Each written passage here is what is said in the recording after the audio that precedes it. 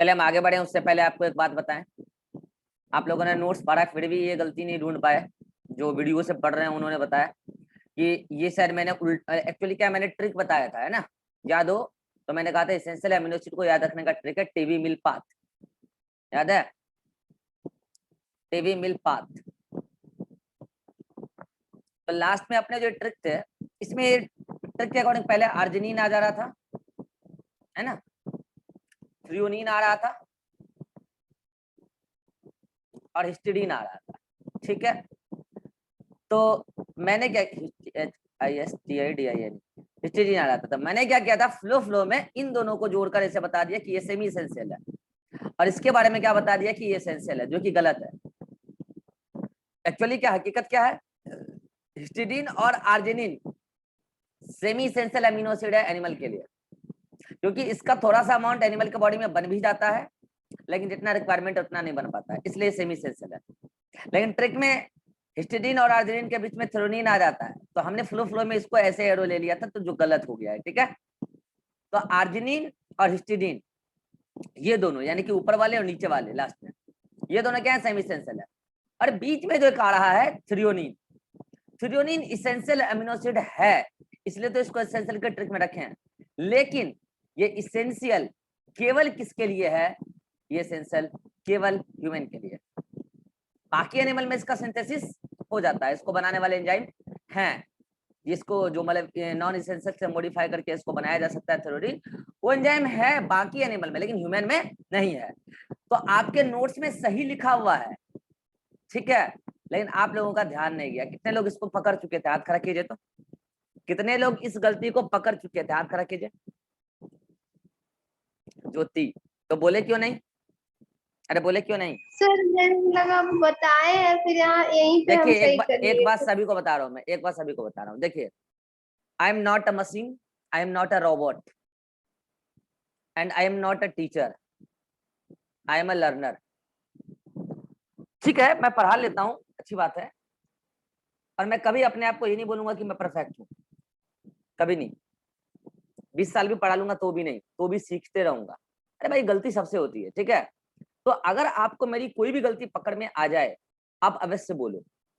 आप बोलोगे तो सबका भला हो जाएगा ना, मेरा भी भला होगा। अगर मेरे से कोई मिस्टेक हुआ वो भी ध्यान में आ जाएगा। 100% कौन है यहाँ पे यार? भगवान नहीं 100%, पता है आपको?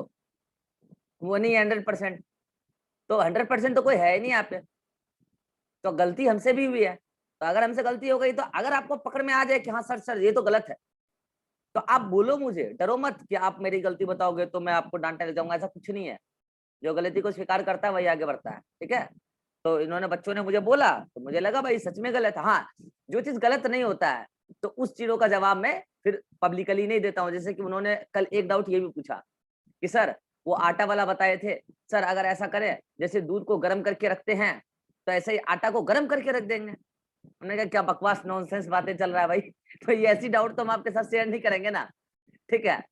तो देखिए ये गलत था, मैंने आपको बताया। जैसे उस दिन स्ट्रक्चर में गलती हो गया था, नंबरिंग में, तो वो भी उसी बच्चे ने बताया था कि सर नंबरिंग में गलत हो गया है, तो जो है कि फिर मैंने सही करा दिया। तो मिस्टेक हो जाती है, ऐसी नहीं है, आपसे भी होती है, हमसे भी होती है, सबसे होती है, ठीक है। तो अगर आपको कोई मेरी मिस्टेक समझ में आ जाए कि सर आप तो यहाँ मिस कर दिए हो लिखने में, तो आप मुझे बोल दो, बेझक बोल दो। अगर ऑन द क्लास लगे तो ऑन द क्लास बोल दो। अगर बाद में पता चले तो बाद में बोल दो व्हाट्सएप पर मैसेज करके, तो मैं ग्रुप में बता दूंगा सबको कि ये मिस्टेक हो गया, ठीक है। तो आगे से सभी बच्चे ध्यान रखेंगे, अगर मेरे से कोई भी मिस्टेक हो जाए तो आप बोलिए, ठीक है। हाँ, फर्जी डाउट पूछेगा तो उसमें आपको भाव मिलेगा नहीं, ठीक है। चलिए, तो इसका आप देख लीजिएगा, नोट्स में तो सही है, बस मैंने बता दिया क्लास में गलत हो गया था। चलिए आगे बढ़ते हैं।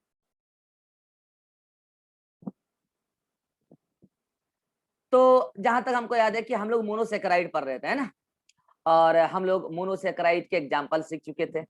और जहां तक मुझे याद आ रहा है कि लास्ट क्लास में हम लोग ऑप्टिकल एक्टिविटी के बारे में सीख लिए कि कोई भी मॉलिक्यूल ऑप्टिकली एक्टिव कब होगा और ऑप्टिकली इनएक्टिव कब होगा। शर्त बस इतना है, कायरल कार्बन होना चाहिए। कायरल कार्बन है तो ऑप्टिकली एक्टिव होगा ही होगा। हाँ, वो डेक्स्ट्रो भी हो सकता है और वो लीवो भी हो सकता है, डिपेंड करता है कि वो किधर रोटेट करता है प्लेन पोलराइज्ड लाइट को। मैंने भी सिखाया था कि प्लेन पोलराइज्ड लाइट कैसे बनाते हैं, पोलराइजर से बनाया जाता है। तो ये सब बातें हमने कर ली थी। हमने ये भी कहा था कि जो डी फॉर्म होता है कैपिटल डी लिखते हैं डेक्स्ट्रो और शॉर्ट में लिवो को लिखते हैं एल फॉर्म।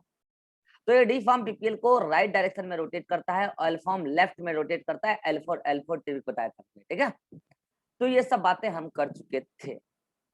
अब हम आगे बढ़े मोनोसेक्राइड में ही, उससे पहले मैं आपको छोटी छोटी सी कुछ बातें बताता हूँ, ठीक है। क्या याद कीजिए, मैंने आपको कहा था कि जो मोनोसेक्राइड है या फिर कार्बोहाइड्रेट है वो या तो एल्डोज होगा या तो कीटोज होगा। याद कीजिए, मैंने कहा था या तो एल्डोज होगा या तो कीटोज होगा, कहा था ना। चलिए बताइए कि, अच्छा 1 मिनट रुकिए, नवीन ने मैसेज किया आज क्लास नहीं आएंगे। अतीक ने किया है क्या? हाँ अतीक ने भी किया है। अच्छा ठीक है, चलिए इतने बच्चे हैं। अभिषेक बताइए एल्डोज में, मैंने कहा एल्डोज कार्बोहाइड्रेट है, तो एल्डोज में फंक्शनल ग्रुप कौन सा होगा, जल्दी बताइए आप।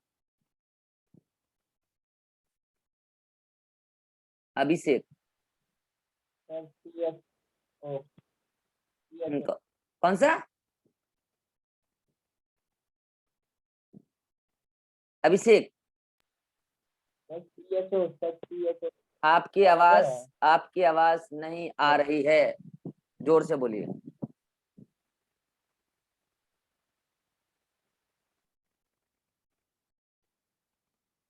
ज्योति हाथ खड़ा करने से कुछ नहीं होता अभिषेक, बोलने बोले हैं, ठीक है। Yes sir. हाँ बोलिए अभिषेक। ज्योति एल्डोज में फंक्शनल ग्रुप इसमें ओज होगा, O S. OH। Yes sir, O S E sir. क्या क्या ओज OH? बोले, ओएसई OHE सर। एच बोल रहे हैं, एच नहीं। OSE। Yes sir. अच्छा ये फंक्शनल ग्रुप होता है OSE। और कीटोज में कीटोज में उलोज होता है, ULOSE। अच्छा अभी अब आप ही से पूछेंगे, आप ही से पूछेंगे। चलिए एल्डोज में सफिक्स क्या होता है?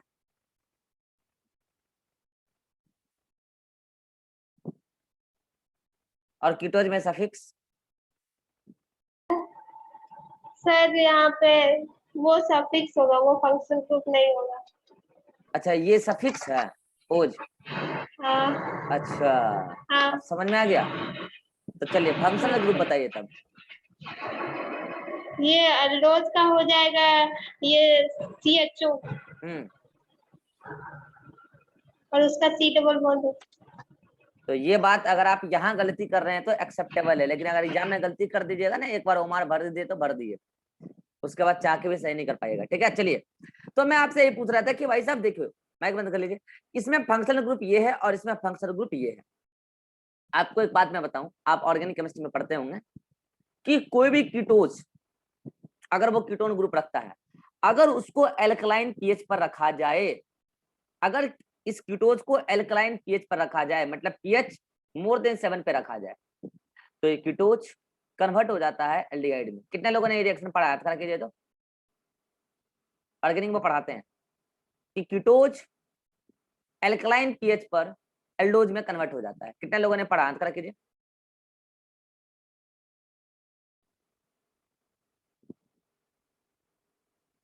किसी ने नहीं पढ़ा, कोई बात नहीं, पढ़ोगे ऑर्गेनिक में कि कीटोज एल्कलाइन पीएच पे एल्डोज में कन्वर्ट हो जाता है, ये रिएक्शन आप पढ़ोगे, ठीक है। तो मेरा कहने का मतलब क्या है, सुनिएगा, अगर एल्कलाइन पीएच पर बात करें तो केवल एल्डोज मिलेगा, नॉर्मल पीएच पर बात करें एल्डोज कीटोज दोनों मिलेगा।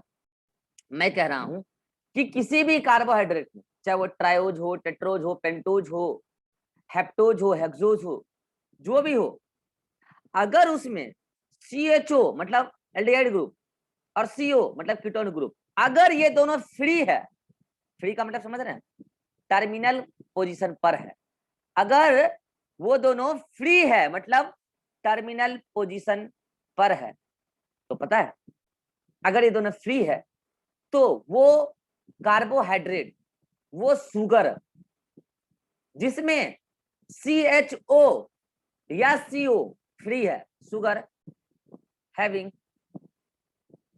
फ्री CHO या CO फ्री है, उस शुगर को हम लोग बोलते हैं रेड्यूसिंग रेड्यूसिंग शुगर। क्यों बोलते हैं? क्योंकि इसमें CHO या CO act as reducing agent. How? by by donating electron. बाकी इसका डिटेल मैकेनिज्म है वो आप, जो मैंने कहा ना ऑर्गेनिक केमिस्ट्री में आप बायोमोलिक्यूल्स पढ़ते हो तो वहां पे इसका मैकेनिज्म भी आपको सर लोग बताएंगे। ठीक है, मैंने बस इतना आपको समझाया है कि अगर कोई भी कार्बोहाइड्रेट हो, कोई भी शुगर हो, उसमें अगर CHO और CO फ्री हो, मतलब टर्मिनल एंड पर हो, तो ऐसे शुगर को आप बोलते हो रेड्यूसिंग शुगर। क्यों? क्योंकि उसके अंदर जो वो फ्री CHO या फ्री CO है वो एक्ट करता है रेड्यूसिंग एजेंट की तरह। ये बात कितनों को समझ में आ गई? याद करके जल्दी से, इतना बात समझ में आ गई? फिर अगला चीज बताने जा रहा हूं मैं। चलिए, सबको समझ में आ गया? अब मैं एक बात बताने जा रहा हूं। आप एक सॉल्यूशन पढ़ोगे ऑर्गेनिक केमिस्ट्री में जिसका नाम है बेनेडिक्ट सॉल्यूशन। कभी बचपन में आपने प्रैक्टिकल भी किया होगा। बेनेडिक्ट 12th क्लास में प्रैक्टिकल है। बेनेडिक्ट सॉल्यूशन 12th नहीं 11th में, सॉरी, या फेलिंग सॉल्यूशन। चलिए, कौन बताना चाहेगा? बेनेडिक्ट सॉल्यूशन और फेलिंग सॉल्यूशन का कॉम्प्लेक्स, इसमें कॉम्प्लेक्स आयन पाया जाता है दोनों में। कौन बताना चाहेगा? जल्दी बोलिए, जल्दी।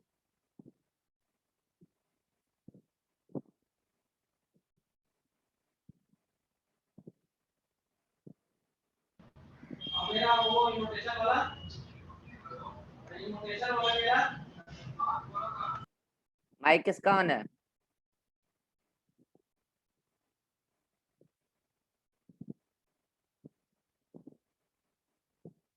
कितने लोगों ने सुना है जो अभी मैं लिख रहा हूं? नहीं सुना है तो सुन लीजिए। हालांकि ये यहाँ पर इंपॉर्टेंट नहीं है, लेकिन ऑर्गेनिक में शायद इंपॉर्टेंट हो। बेनेडिक्ट सॉल्यूशन में जो कॉम्प्लेक्स आयन होता है एक, जिसमें क्यूप्रिक आयन और citrate ion, cupric anion cation है और साइट्रेट एनायन, इनका कॉम्प्लेक्स पाया जाता है। फेलिंग में भी क्यूप्रिक और टार्ट्रेट आयन का कॉम्प्लेक्स पाया जाता है। तो बेसिकली बेनेडिक्ट सॉल्यूशन और फेलिंग सॉल्यूशन, इसमें अंतर क्या है? अंतर एनायन का है, साइट्रेट और टार्टरेट। और सिमिलैरिटी क्या है? सिमिलैरिटी क्यूप्रिक आयन का है। और मैं बता दूं बच्चों, ये क्यूप्रिक आयन कॉपर +2 ये है, ये कैटायन है। और ये क्यूप्रिक आयन कॉपर +2 जो कॉम्प्लेक्स बनाता है वो ब्लू कलर देता है। इसीलिए बेनेडिक्ट सॉल्यूशन भी ब्लू कलर का होता है और फेलिंग सॉल्यूशन भी ब्लू कलर का होता है, क्योंकि इसमें जो कॉम्प्लेक्स है उसमें जो कैटायन है कलर वो दे रहा है, और वो कौन है? कॉपर +2 है। और कॉपर +2 ब्लू कलर देता है। आप कॉम्प्लेक्स कंपाउंड में पढ़ते भी हो। तो एक cupric cation, cupric citrate ion complex और एक cupric tartrate complex ion complex है। तो यहाँ पे बेनेडिक्ट सॉल्यूशन हो या फेलिंग सॉल्यूशन हो, दोनों ब्लू कलर का सॉल्यूशन होता है। तो अगर आप चाहते हो, एक टेस्ट ट्यूब लिया आपने, अगर आप चाहते हो कि कोई भी शुगर रेड्यूसिंग है या नॉन रेड्यूसिंग है, ये आपको पता करना है। अगर आप चाहते हो कोई भी शुगर मतलब रेड्यूसिंग है या नॉन रेड्यूसिंग है, ये अगर आपको पता करना है, तो आप क्या करो, एक सॉल्यूशन तैयार करो, एक्वस सॉल्यूशन, और उसमें वो शुगर डाल दो, राइट? शुगर डाल दो और उसमें डाल दो बेनेडिक्ट सॉल्यूशन या फेलिंग सॉल्यूशन। या तो बेनेडिक्ट सॉल्यूशन या तो फेलिंग सॉल्यूशन, दोनों सेम काम कर देगा आपका। ठीक है, दोनों में थोड़ा बहुत सिमिलरिटी है, लेकिन आप रेड्यूसिंग नेचर और नॉन रेड्यूसिंग नेचर पहचान सकते हो। ठीक है, जब आपने डाला तो स्टार्टिंग में इसका कलर तो कैसा भाई? ब्लू है। कोई बताएगा ब्लू किसकी वजह से है? कॉपर +2 की वजह से है। यही है cupric ion, copper +2 is cupric ion. अब अगर इसमें शुगर डाला है आपने और अगर शुगर रहा रेड्यूसिंग, तो बताइए क्या वो शुगर अपना इलेक्ट्रॉन डोनेट करेगा? बोलिए हाँ, क्योंकि उसमें फ्री COH और CO वो रेड्यूसिंग नेचर रखता है। और बताइए अगर कॉपर +2 को एक इलेक्ट्रॉन मिल जाए तो ये किसमें कन्वर्ट हो जाएगा? जल्दी बोलिए, कॉपर +1 में। और ये अब टेस्ट ट्यूब ब्लू कलर से धीरे धीरे खत्म होने लगेगा और नीचे की तरफ यहाँ पर रेड कलर का PPT जमा हो जाएगा। PPT समझते हो? प्रेसिपिटेट, जम जाएगा।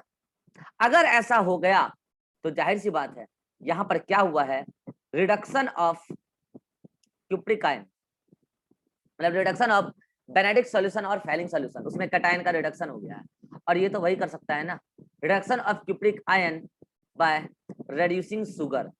तो अगर जिसने जिसने भी रिड्यूसिंग शुगर, तो अगर जिसने जिसने भी ऐसा काम किया है वो सभी रिड्यूसिंग है, वो सभी रिड्यूसिंग है।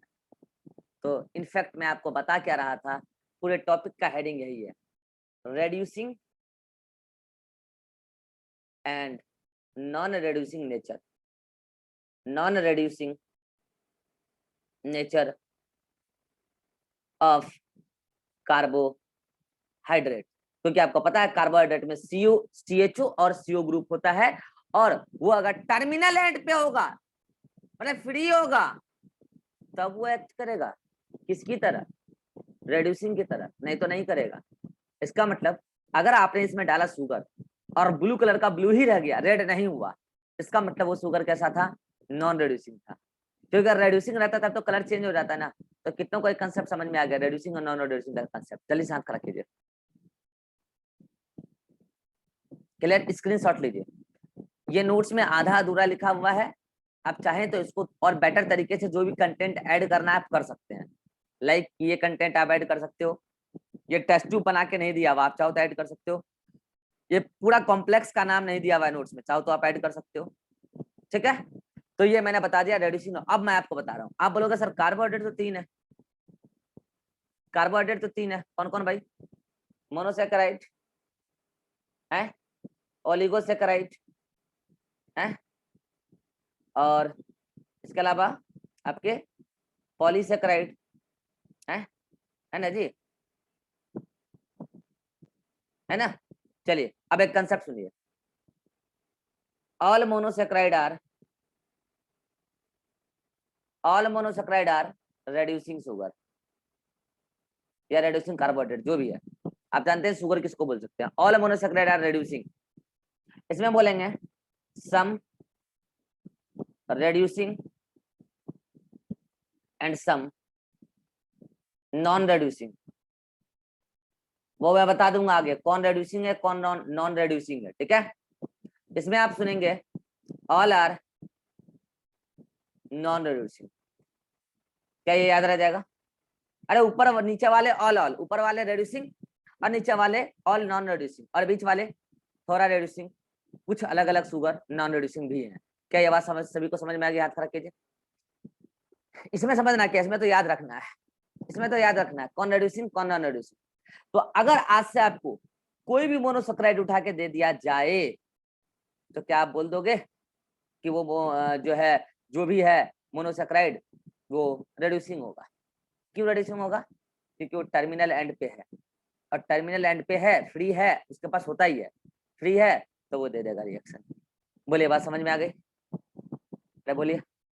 चलिए स्क्रीनशॉट लीजिए, जल्दी से लेना है तो जल्दी, 1 2 3 click, 1 2 3 click, 1 2 3 click.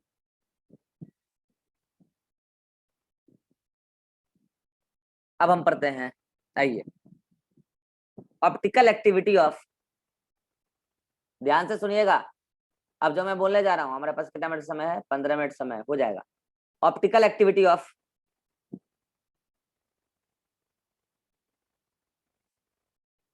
Monosaccharide, monosaccharide, ठीक है। चलिए मोनोसैकेराइड में पहला क्या लेते हैं हम लोग, बताइए आप लोग, ट्रायोज, पहला ये ना ट्रायोज। आइए देखते हैं ट्रायोज के बारे में, इसकी ऑप्टिकल एक्टिविटी कैसे पता करेंगे। फंडा मैंने कल बता दिया है, दिमाग खराब मत करना, मैंने सब सिखाया है कल, ठीक है। इसलिए जो जवाब मांगे वो जवाब चाहिए मुझे। चलिए आपको इतना तो पता है ना, ट्रायोज या कोई भी मोनोसैकेराइड हो, कोई भी शुगर हो, कोई भी कार्बोहाइड्रेट हो, या तो एल्डोज होगा या तो कीटोज होगा, इतना तो पता ही आपको, या तो एल्डोज होगा या तो कीटोज होगा, तो ये तो कंफर्म है। चलिए अगर मैंने एल्डोज के बारे में बोला कि वो ट्रायोज एल्डोज है, तो रिभा बताएगी एक एग्जाम्पल, ट्रायोज एल्डोज का? धाप। धाप। धाप आप सोच लीजिए क्या ये एल्डोज है? फुल फॉर्म बोलिए इसका। है? Dihydroxy acetone phosphate. हाँ, एसीटोन में क्या है लास्ट में? अच्छा हाँ, वो बोलना था कि एल्डोज या हाँ तो कीटोन है, एसीटोन, उसका एग्जांपल देना। हाँ तो बताइए ना क्या है एल्डोज? ये धाप एल्डोज है? नो सर, ग्लिसरॉल्डिहाइड हो जाएगा इसमें। तो फिर आप इधर धाप बता रहे हैं, मतलब पूरा सब कुछ कल बता चुके हैं फिर भी ये हाल है। धाप इधर आएगा। उसका एग्जांपल दे दिए थे बस, ट्रायोज का समझ नहीं आया था। हाँ एल्डोज तो एल्डोज बोलना था, इधर ग्लिसरॉल्डिहाइड, ग्लिसरॉल्डिहाइड। ठीक है, आइए स्ट्रक्चर लेते हैं एक बार। कीटोन, इसका धाप का भी लेते हैं और इसका भी, कल भी बताया मैंने। ठीक है, ईरान बताएगा स्ट्रक्चर। ग्लिसरॉल्डिहाइड का स्ट्रक्चर कैसे बनाऊं? ट्रायोज है तो 3 कार्बन तो दे दिया, लो 3 कार्बन तो दे दिया, बाकी सारे कार्बन का वैलेंसी फिल करो जल्दी से।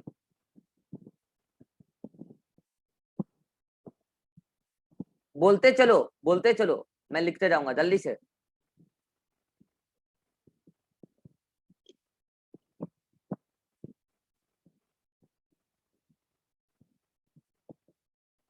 तुम अपना बाइक ठीक कराओ, ऑफलाइन में आकर पढ़ा करो, तुम्हारा माइक खराब है, दूसरे का भी टाइम पास कराता है। ठीक है, चलो शिवानंद बोल पाओगे क्या? अरे मत बोलो ईरान, आवाज नहीं आता है तुम्हारा। शिवानंद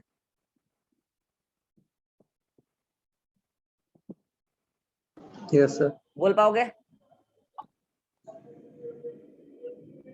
याद है लेकिन सीरियल ज्योति वाइज बंद याद करो, नहीं। ज्योति बोल पाओगे? Yes sir. बोलिए, देख के नहीं बोलना वहाँ है। पे सर देख के नहीं बोल रहे। सुनिए, देख के बोलिएगा तो नीट में 2 क्वेश्चन गलत होगा। जाइए, देख के नहीं बोल रहे, वहाँ पे हाँ एच होगा यहाँ पे एच और होगा, इधर भी एच। हाँ, इधर भी एच होगा, और इधर ओ एच होगा सर वहाँ पे। यहाँ पे ओ एच होगा।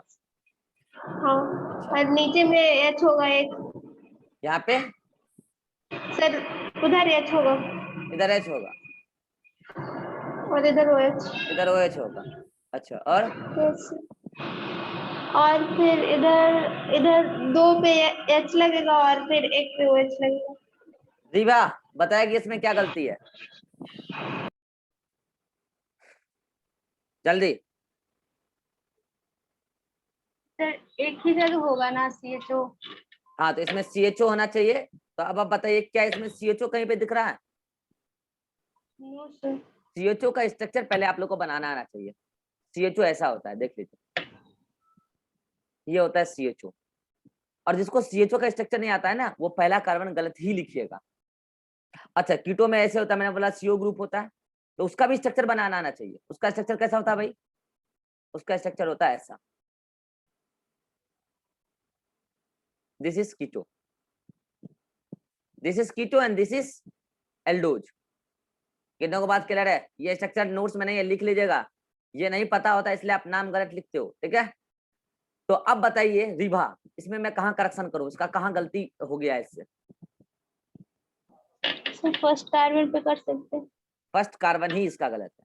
तो मैंने अगर 4 बॉन्ड बना दिया तो आपको बोलना चाहिए था कि सर ऐसा नहीं होगा, मैं तो ऐसा ही बना के दूंगा जानबूझ के। ठीक है, तो उसको बोलना चाहिए था सर यहाँ पे O लगाइए और यहाँ पे H लगाइए, क्योंकि यहाँ पे ये एल्डिहाइड ग्रुप के नाम पे CHO रखेगा। और नंबरिंग, हाँ अब बच्चे को होगा कंफ्यूजन, सर यहाँ तो एल्डिहाइड ग्रुप भी है, अल्कोहल भी है। हाँ तो है तो क्या? प्रायोरिटी रूल याद कीजिए ऑर्गेनिक में। बोलिए रिवा, एल्डिहाइड और अल्कोहल में किसको प्रायोरिटी मिलेगा? जल्दी। एल्डिहाइड को प्रायोरिटी मिलेगा। तो नंबरिंग मैं कहां से करूंगा? प्रायोरिटी रूल के अकॉर्डिंग, मेन फंक्शनल ग्रुप के अकॉर्डिंग, नंबर 1, नंबर 2, नंबर 3। कितनों को समझ में आया एल्डोज में ग्लिसरॉल्डिहाइड का स्ट्रक्चर कैसे लिखा जाएगा? कितनों को समझ में आ गया? आ गया। चलिए, कीटोज का स्ट्रक्चर कोई बताएगा धाप का? रीवा बताओ, रीवा 3 कार्बन लगा दिया, लो। सर धाप का तो नहीं बता सकते, बट धाप का कल नहीं बताए थे? मतलब धाप का हमसे तो नहीं बनेगा, बट इसमें हमको ऐसा लग रहा है कि एक जगह कहीं C डबल बॉन्ड O लगेगा और 2 जगह CH2OH डबल बॉन्ड O, लगेगा। और यहाँ पे CH2OH, मतलब H और H और OH, यहाँ पे अगेन HOH। नंबरिंग कीजिए। चलिए, नंबरिंग यहाँ 20 से तो होगा नहीं, अरे 20 से नंबरिंग थोड़ी होगा, 20 से तब होता है ना जब आप कीटो को यहाँ, अच्छा कीटो और अल्कोहल में किसको प्रायोरिटी मिलेगा रिबा? अल्कोहल 1 2 3। तो ऐसा मत कर दीजिएगा इसको 1 2 माने और इस वाले पूरे को साइड ग्रुप मान लें, नहीं, अल्कोहल को प्रायोरिटी मिलेगा। और नंबरिंग आप नीचे से कीजिए या ऊपर से कीजिए, यहाँ पे 3 कार्बन है तो नंबरिंग सेम हो जाएगा। ये सब बात उन्हीं को समझ में आ रहा है जो IPSC पढ़े हुए हैं, ठीक है, ये नंबरिंग कैसे होता है उनको समझ में आ रहा होगा, ठीक है। अब मुझे यहाँ बताना है एसिमेट्रिकल कार्बन का मतलब मैंने कल समझाया था, ऐसा कार्बन जिसके चारों ओर डिफरेंट ग्रुप जुड़े हो, ये सेम ना हो, मतलब ABCD अलग अलग।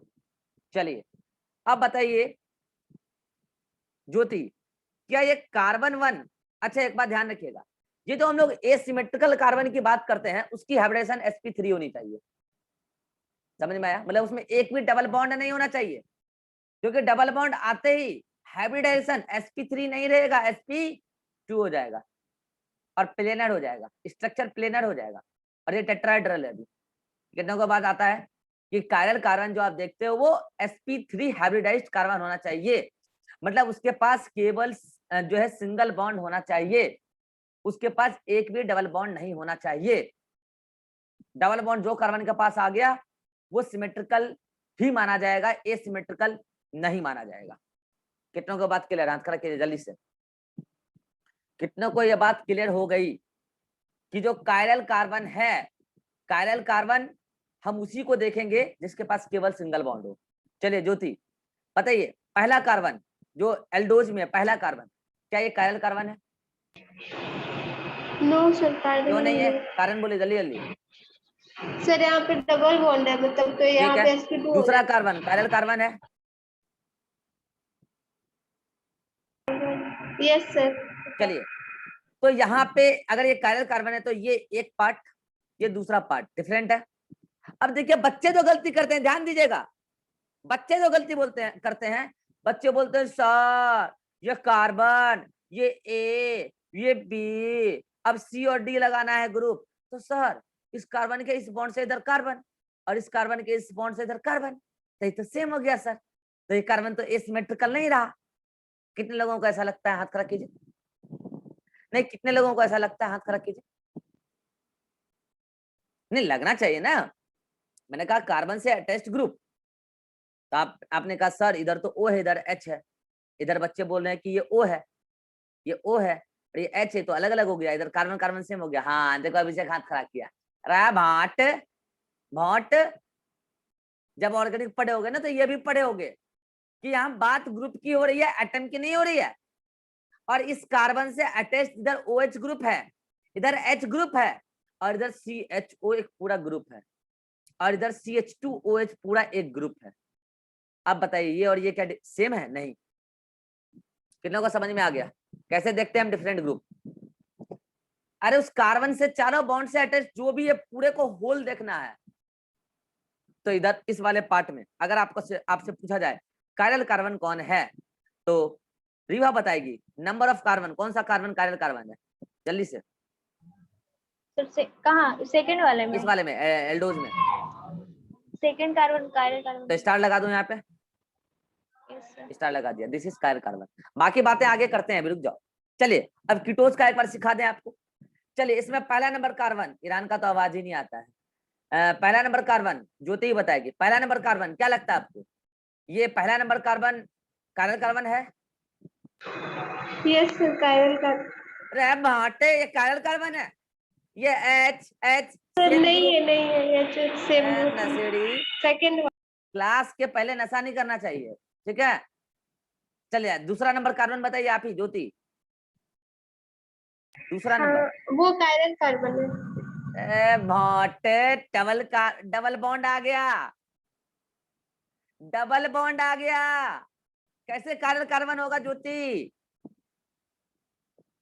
नहीं होगा ज्योति वो, कैसे वहाँ पे होगा? sp2 हो जाएगा, नहीं यहाँ होगा नहीं वहाँ होगा पे कायरल sp2 कार्बन। हाइब्रिडाइजेशन चलिए तीसरा वाला बताइए, तीसरा वाला।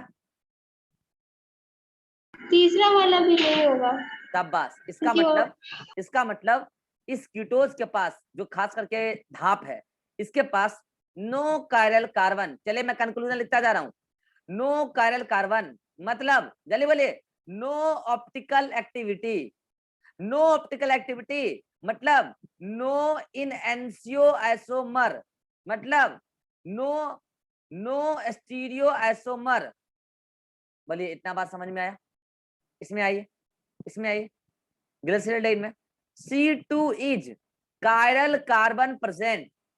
कायरल कार्बन प्रेजेंट मतलब ऑप्टिकल एक्टिविटी प्रेजेंट, मतलब ऑप्टिकल आइसोमर इसके पाए जाएंगे।